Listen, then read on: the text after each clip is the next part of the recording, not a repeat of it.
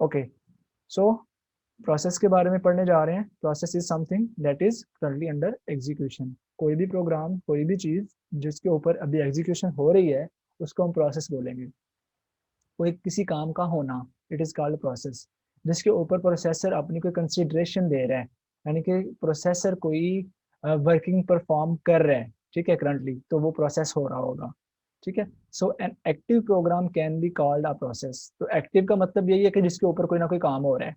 For example, when you want to search something on web, जब आप कोई web से कुछ सर्च करना चाह रहे हैं, then you start a browser, तो आप एक ब्राउजर को स्टार्ट करते हो। ठीक है, so this can be a process. तो वो ब्राउजर को स्टार्ट करना एक प्रोसेस कहला सकता है। Another example of process can be starting your music player to listen to some cool music to your choice। तो आप अपनी ही चॉइस का कोई म्यूजिक सुनना चाह रहे हैं, कोई वीडियो को ऑडियो प्ले करना चाह रहे हैं, तो that is also an example of a process, कि आप एक प्रोसेस को स्टार्ट कर रहे हो। ठीक है, यानी कि रैम के ऊपर जब भी कुछ चीज एक्टिव होती है तो प्रोसेसर उसको कंसिडरेशन दे रहा होता है, तो वो एक प्रोसेस स्टार्ट हो जाता है। तो a process has various attributes associated with it. एक प्रोसेस के अंदर डिफरेंट एट्रीब्यूट होते हैं जो कि उस प्रोसेस का हिस्सा होते हैं। वो एट्रीब्यूट्स होते क्या हैं, वन बाय वन देखते हैं। हर प्रोसेस को डिफरेंशिएट करने के लिए प्रोसेस की आईडी होती है। ठीक है, मतलब कि एक टाइम पे मल्टीपल प्रोसेसेस रन हो रहे होंगे ना, मतलब कि कॉन्टेक्स्ट स्विचिंग के लिहाज से, तो वो प्रोसेस आईडी से डिफरेंशिएट किया जाएगा उनको कि प्रोसेस आईडी क्या है। ठीक है, so every process will be given an ID called process ID to uniquely identify that process from the other processes. दूसरे प्रोसेसेस से उसको यूनिकली आइडेंटिफाई करने के लिए। ठीक है, मतलब कि सिंपल है कि जैसे रोल नंबर असाइन कर दिए जाते हैं ना स्टूडेंट्स को, रजिस्ट्रेशन नंबर असाइन कर दिए जाते हैं। ठीक है, तो उसकी बेस के ऊपर उनको यूनिकली आइडेंटिफाई किया जा सकता है। ठीक है, तो इसी तरह से प्रोसेस की आईडी बेसिकली इसीलिए होती है कि प्रोसेस को यूनिकली आप आइडेंटिफाई कर सकें। सो देन प्रोसेस की स्टेट, कि प्रोसेस किस हालत में है। ठीक है, प्रोसेस की स्टेट बताएगी कि प्रोसेस किस हालत में है। इनकी आज हम स्टेट्स के बारे में भी बात करेंगे। तो each and every process has some state associated with it. ठीक है, हर एक प्रोसेस की कोई ना कोई स्टेट होती है जो कि उसके साथ एसोसिएट कर रही होती है। ठीक है, in a particular instant of time, किसी खास टाइम पर। मतलब कि किसी भी वक्त अगर हम देखना चाहें कि प्रोसेसर किस हालत में है, वो हम चेक कर सकते हैं।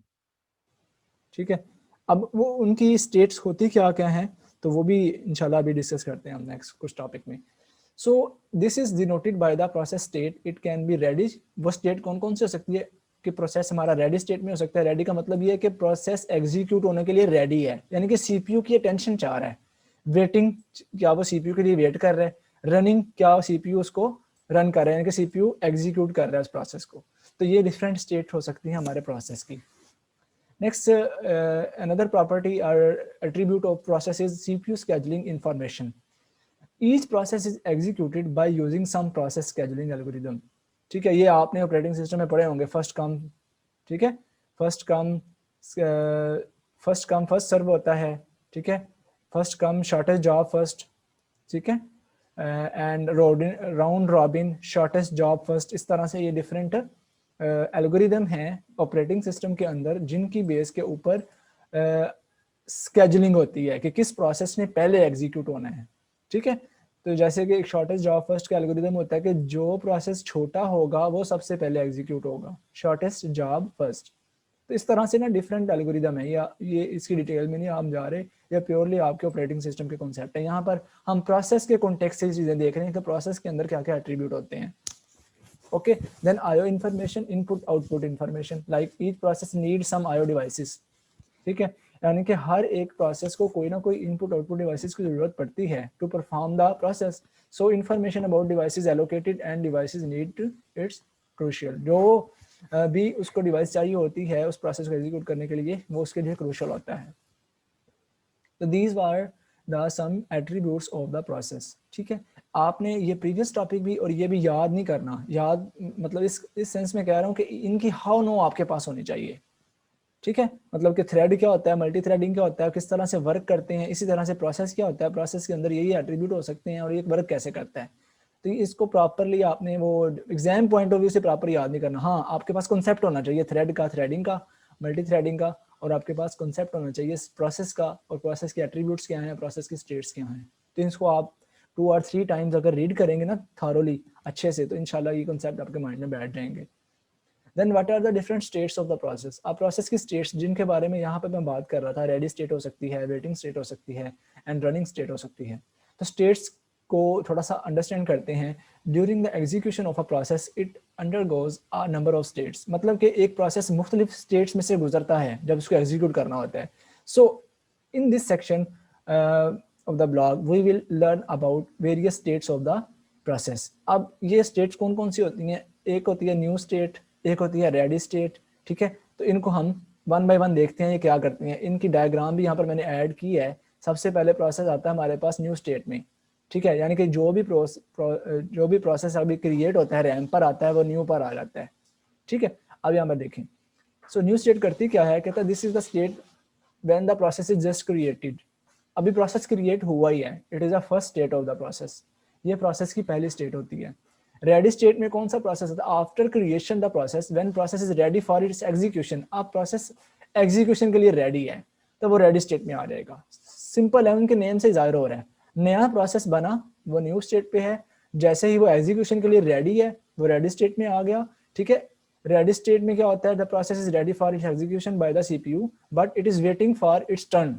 अपनी बारी का वेट कर रहा होता है, यानी कि एग्जीक्यूशन के लिए रेडी है कि सीपीयू अभी उसको नहीं मिला, सीपीयू की अटेंशन अभी किसी और प्रोसेस की तरफ है, तो सीपीयू की अटेंशन गेन करने के लिए वेट कर रहे हैं। तो there can be more than one process in ready state. तो रेडी स्टेट में एक वक्त में एक से ज्यादा प्रोसेस हो सकते हैं। तो उन प्रोसेसेस में से सीपीयू वन बाय वन सबको मिलना होगा, किसी स्केड्यूल की बेस के ऊपर, किसी एल्गोरिदम की बेस के ऊपर। Okay, so then ready suspended state. अब there can be more than one process in ready state. अभी जब यहाँ पर मैंने बात की कि एक रेडी स्टेट में एक से ज्यादा प्रोसेस हो सकते हैं, तो यहाँ पर ये कह रहा है कि there can be more than one process in ready state but due to memory constraint if the memory is full then some processes from the ready state gets placed in ready suspended state। अब देखें ready state के लिए भी कुछ खास memory है ना। अब देखें रेडी स्टेट में ये तो नहीं है कि अब प्रोसेस ऐड होते जा रहे हैं, ऐड होते जा रहे हैं, ऐड होते जा रहे हैं, तो एक लिमिट होगी। जब वो मेमोरी कंप्लीट हो जाएगी उसके बाद जो रेडी स्टेट में प्रोसेस आना चाहेगा उसको मतलब कि सस्पेंडेड रेडी स्टेट में रख दिया जाएगा कि वो वेटिंग पे है, मतलब कि सस्पेंडेड है, यानी कि जब रेडी स्टेट में जगह बनेगी मेमोरी की तो फिर यहां से उठ के वो रेडी स्टेट में जाएंगे, ठीक है। तो इसको बोल रहे हैं रेडी सस्पेंडेड स्टेट। तो रनिंग स्टेट, जब रेडी स्टेट से सीपीयू जिसको अलॉट हो जाएगा वो रनिंग स्टेट में आ जाएगा। Amongst the process present in the ready state, ready state में जो प्रोसेस मौजूद हैं उनमें से CPU chooses one process amongst them. CPU उनमें से एक प्रोसेस को चूज करेगा by using the CPU scheduling algorithm.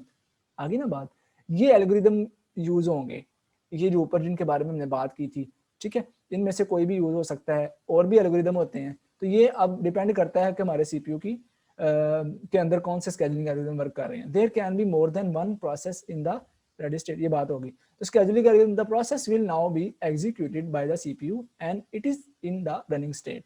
तो वो वाला प्रोसेस अब सीपीयू एग्जीक्यूट करेगा जो रनिंग स्टेट में आ जाएगा और हम उसको बोलेंगे process is in running state.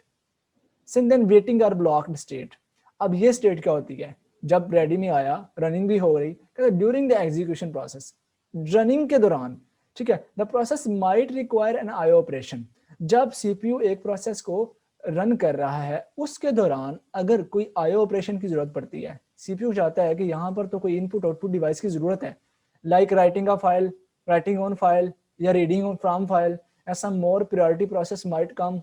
तो या एक ये काम, या फिर कोई पीछे से ऐसा प्रोसेस रेडी क्यू में आ गया है, रेडी स्टेट में ऐसा प्रोसेस आ गया है जिसकी प्रायोरिटी जो सीपीयू प्रोसेस रन कर रहा है उससे ज्यादा है। फॉर एग्जांपल एक प्रोसेस को सीपीयू रन कर रहा है, उसकी प्रायोरिटी कम है, लेकिन पीछे से एक रेडी स्टेट पे ऐसा प्रोसेस मिल गया जो कि अर्जेंट बेस पे आया और उसकी प्रायोरिटी हाई है। तो फिर क्या करेगा? फिर वो वाला प्रोसेस जिसको सीपीयू रन कर रहा होगा उसको वेटिंग स्टेट में डाल के जिसकी प्रायोरिटी ज्यादा हाई है उसको पकड़ लेगा। In this situation the running process will have to go into the waiting. जो रनिंग प्रोसेस वेटिंग में चला जाएगा या ब्लॉक में चला जाएगा and the other process will come to its execution. So this process is waiting for something in the waiting state. तो फिर वो जो उसको आयो चाहिए होगा या उसको कुछ चाहिए होगा तो वो वेटिंग में वेट कर रहा होगा। तो जब ये प्रायोरिटी वाला हाई प्रायोरिटी वाला परफॉर्म हो जाएगा, बाद में वेटिंग से दोबारा वो जा सकता है किसमें? रेडी स्टेट में। रेडी से दोबारा वो रनिंग स्टेट में जाएगा।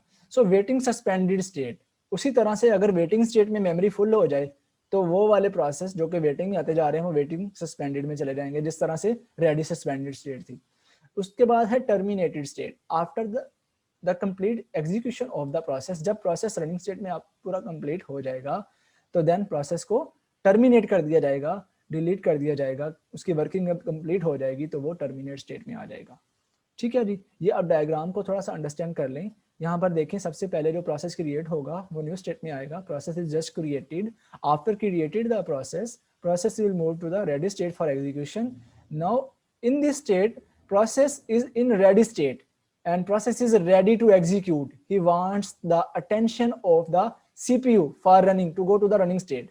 तो स्केजुलर या डिस्पैचर या जिसकी प्रायोरिटी होगी उसकी बेस के ऊपर वो उसको रनिंग स्टेट में डाल देगा। रनिंग स्टेट में ड्यूरिंग एग्जीक्यूशन अगर कोई आईओ रिक्वेस्ट चाहिए है, कोई इस तरह का प्रॉब्लम आ गई है, तो वो वेटिंग या ब्लॉक स्टेट में चला जाएगा।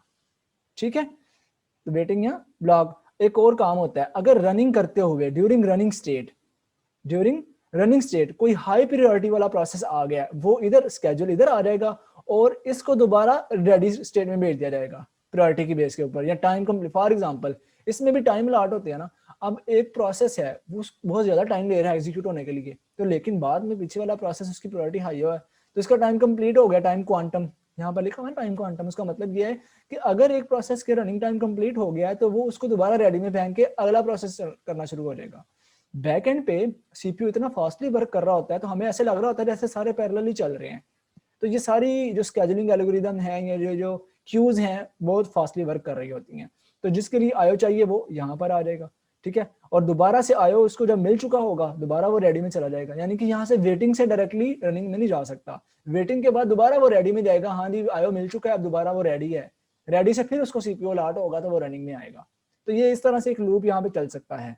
ओके, तो यहाँ अगर रेडी से सस्पेंडेड में कब जाएगा, अगर यहाँ से मेमोरी फुल हो गई है, सस्पेंड हो गया, यहाँ पे दोबारा रिज्यूम होकर यहाँ पे आ सकता है जहाँ पर मेमोरी उसको दोबारा मिलेगी। ठीक है, और वेटिंग सस्पेंडेड भी इस अगर यहाँ पर मेमोरी फुल हो गई है तो यहाँ पे आके दोबारा उसको मिल जाएगा। ठीक है, तो इस तरह से हमारे पास ये प्रोसेस चलेगा। जो वेटिंग सस्पेंडेड भी होगा ना, अगर वो इसका वेट कंप्लीट हो चुका है दोबारा वो जाके सस्पेंडेड रेडी में जाके रेडी क्यू में जा सकता है। तो और जो प्रोसेस जिसकी एग्जीक्यूशन कंप्लीट हो गई है वो टर्मिनेट हो जाएगा। ठीक है, इस पूरे फिनोमेना की समझ आई है आपको, मैकेनिज्म की? कोई क्वेश्चन है तो पूछ लें।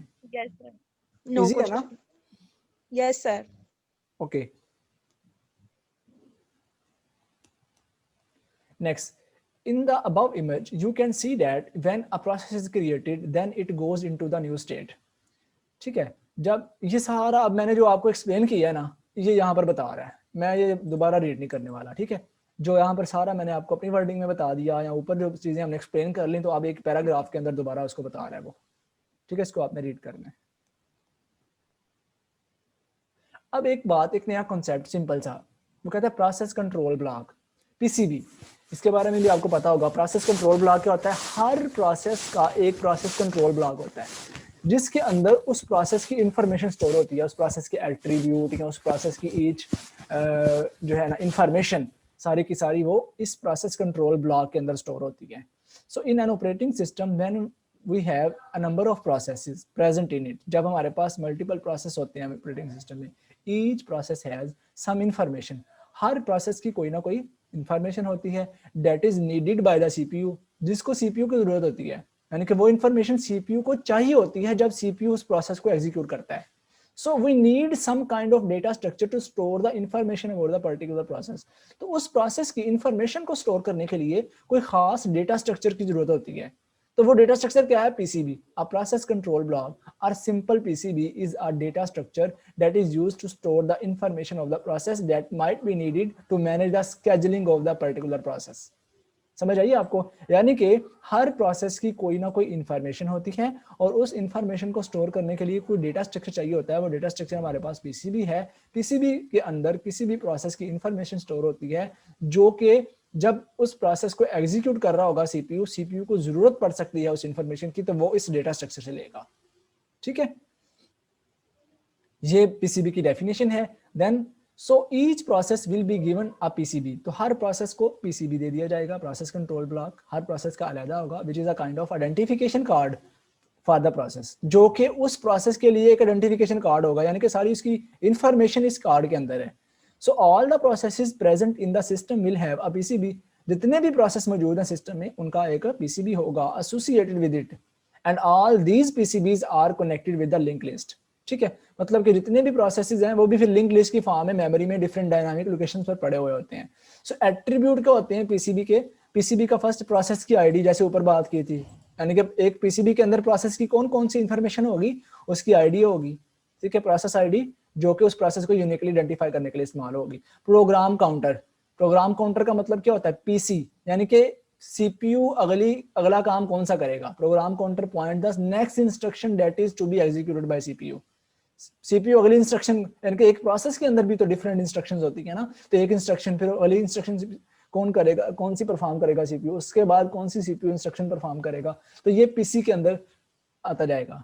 Next instruction to be executed, main ये याद रखने वाली चीज है।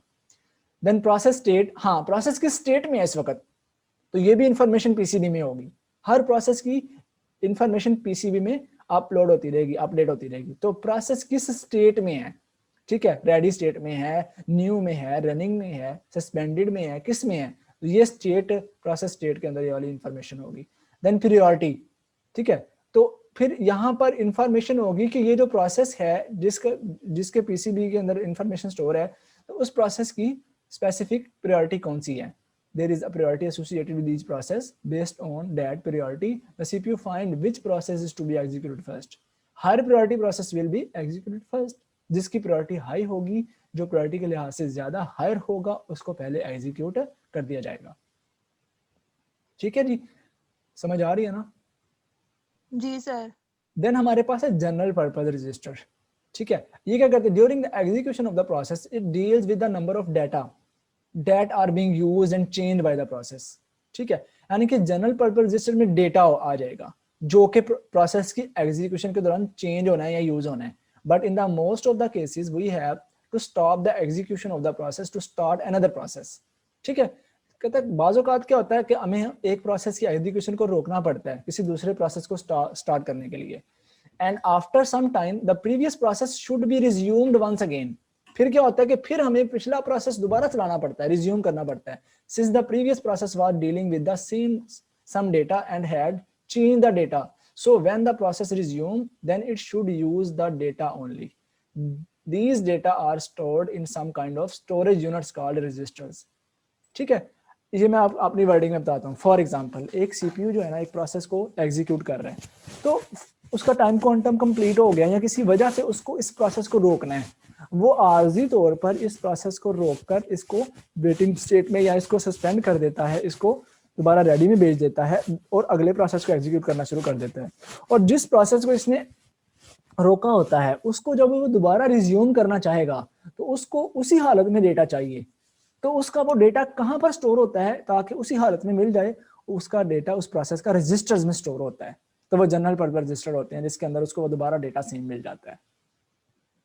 ओके, सो सीपीयू स्केड्यूलिंग इंफॉर्मेशन, ये स्केड्यूलिंग इंफॉर्मेशन अगेन आ गई, कहते हैं it indicate the information about the process scheduling algorithm, जो ऊपर इसके ऊपर बात हुई थी। List of open files, process can deal with a number of files, process इसके साथ डील कर सकता है, नंबर ऑफ फाइल्स के साथ डील कर सकता है।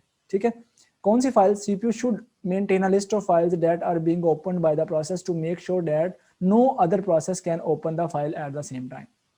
ठीक है, यानी कि कुछ ऐसी फाइल्स हो सकती हैं जो कि उस प्रोसेस की एग्जीक्यूशन के लिए जरूरी हैं, सीपीयू को वो चाहिए हैं, लेकिन उस वक्त में वो सेम फाइल किसी और प्रोसेस को एक्सेस नहीं हो रही होंगी।